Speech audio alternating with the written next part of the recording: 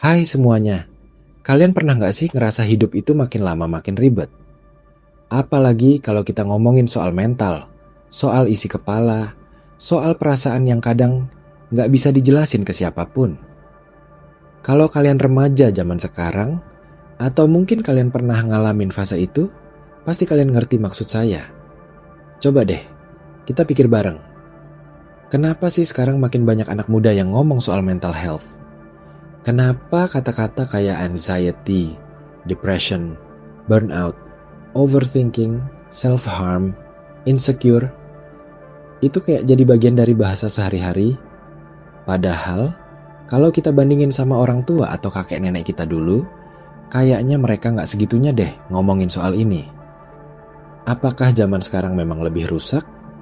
Atau memang baru sekarang aja banyak yang mulai berani ngomong?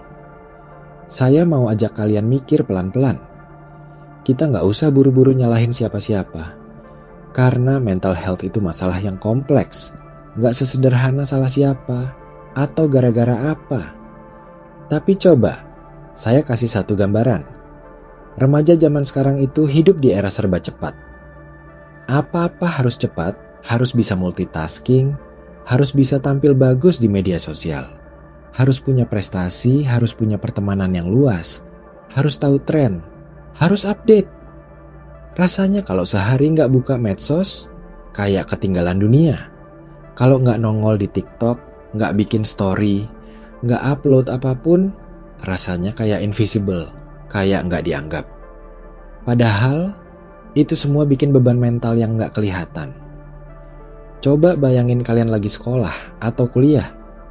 Tugas numpuk, deadline mepet, orang tua nuntut nilai bagus, guru atau dosen kasih PR terus, teman-teman udah sibuk bikin project. Terus di rumah kadang malah gak dapat dukungan. Buka media sosial malah lihat orang lain kayak hidupnya sempurna.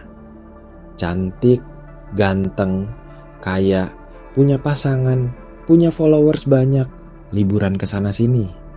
Gimana kalian gak ngerasa kecil? Gimana kalian gak bandingin diri sendiri? Nah, dari sinilah muncul yang namanya overthinking. Kita mikir terlalu banyak, mikir yang belum tentu kejadian, mikir hal yang gak bisa kita kontrol. Lama-lama, otak capek sendiri. Belum lagi kalau ditambah pola tidur yang berantakan, makan gak teratur, kurang olahraga, akhirnya makin kacau. Ada yang mulai ngerasa cemas terus-menerus, ada yang sedih tanpa sebab, ada yang ngerasa gak berguna, bahkan ada yang mikir soal nyakitin diri sendiri. Dan tahu gak, semua ini seringnya gak kelihatan dari luar. Bisa jadi teman kalian yang paling sering ketawa di sekolah, yang paling ramai di grup, justru dia yang nangis diam-diam di kamar. Bisa jadi kalian yang sekarang lagi dengerin saya ngomong ini juga lagi ngerasa capek banget sama hidup kalian, tapi kalian gak tahu harus cerita ke siapa. Saya mau bilang satu hal penting, kalian gak sendirian. Serius, kalian gak sendirian. Banyak banget remaja yang lagi berjuang sama hal-hal yang kalian rasain sekarang. Masalahnya mungkin beda-beda, tapi rasa beratnya itu mirip. Dan yang lebih penting lagi, kalian gak salah karena ngerasain itu semua. Mental health itu sama kayak fisik. Kadang bisa sehat, kadang bisa sakit, kadang butuh istirahat, kadang butuh diobatin. Sekarang coba kita pikirin logika sederhana. Kalau kalian jatuh dari motor, luka berdarah, kalian pasti buru-buru cari obat kan? Atau kalau nggak bisa, kalian minta tolong orang lain buat bantu. Tapi kenapa kalau luka kalian ada di dalam kepala, kalian malah mikir harus disembuhin sendiri? Kenapa kalian malah mikir, aku mah lemah, aku cengeng, aku nggak boleh ngomong sama siapa-siapa. Padahal luka mental juga butuh pertolongan. Saya tahu, kadang keluarga kita nggak ngerti. Kadang orang tua cuma bilang, kamu kurang ibadah, atau kamu kurang bersyukur, atau kamu cuma drama aja. Tapi saya mau bilang, jangan berhenti cari pertolongan cuma karena 1-2 orang nggak ngerti.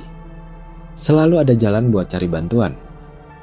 Bisa mulai dari teman yang kalian percaya, guru BK di sekolah, atau bahkan cari konselor online. Sekarang banyak banget layanan konseling yang ramah anak muda, bahkan ada yang gratis. Dan kalian tahu nggak? Kadang yang bikin mental kita makin capek itu ekspektasi yang kita taruh ke diri sendiri. Kita pengen semua sempurna. Nilai harus bagus, penampilan harus keren, omongan harus pinter, relasi harus mulus. Padahal manusia itu nggak ada yang sempurna. Kita semua pasti pernah gagal, pernah salah, pernah malu. Nggak apa-apa banget kalau kalian nggak tahu semua jawaban sekarang. Nggak apa-apa banget kalau kalian masih bingung mau jadi apa nanti. Jadi daripada sibuk bandingin diri sendiri sama orang lain, coba fokus ke langkah kecil.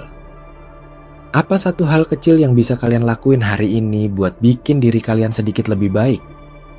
Bukan besar, bukan spektakuler, cuma kecil aja.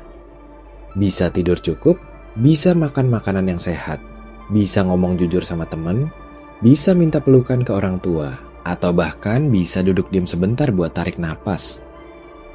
Saya tahu bahwa banyak dari kalian ngerasa, kalau aku ngomong ke orang, mereka gak bakal ngerti. Tapi tahu gak? Kadang kita gak butuh orang lain ngerti 100%. Kadang kita cuma butuh ada yang denger. Ada yang duduk bareng, ada yang bilang, aku gak ngerti apa yang kamu rasain, tapi aku di sini. Dan kalau kalian belum nemu orang itu, kalian bisa mulai dari diri kalian sendiri. Bisa mulai dari ngomong pelan-pelan ke diri sendiri. Aku capek ya ternyata. Aku sedih ya ternyata. Ingat, semakin kalian menekan perasaan kalian, semakin itu meledak di waktu yang enggak kalian duga. Jadi, jangan tunggu sampai kalian benar-benar meledak baru cari pertolongan. Kalian gak harus kuat terus. Kalian gak harus selalu kelihatan oke. Kadang, justru keberanian itu muncul waktu kita berani bilang, aku gak baik-baik aja. Saya mau kasih satu pemikiran. Hidup kalian itu maraton, bukan sprint. Jadi kalau hari ini kalian gak bisa lari cepat, gak apa-apa banget. Kalian bisa jalan pelan, kalian bisa istirahat sebentar, kalian bisa minum dulu. Yang penting, kalian gak berhenti total. Kadang, cuma dengan bertahan hidup satu hari lagi aja, kalian udah luar biasa banget. Kalau kalian suka baca buku atau nonton film, coba perhatiin. Tokoh-tokoh yang paling menarik itu bukan yang selalu kuat tanpa celah. Justru, mereka yang pernah jatuh, pernah salah, pernah sedih, tapi tetap mau bangkit pelan-pelan. Kenapa? Karena disitulah kita lihat mereka manusia. Nah, kalian juga gitu. Kalian bukan karakter yang harus sempurna. Kalian manusia yang wajar kalau punya hari buruk. Saya nggak janji semua masalah kalian bakal selesai besok, atau minggu depan, atau bulan depan.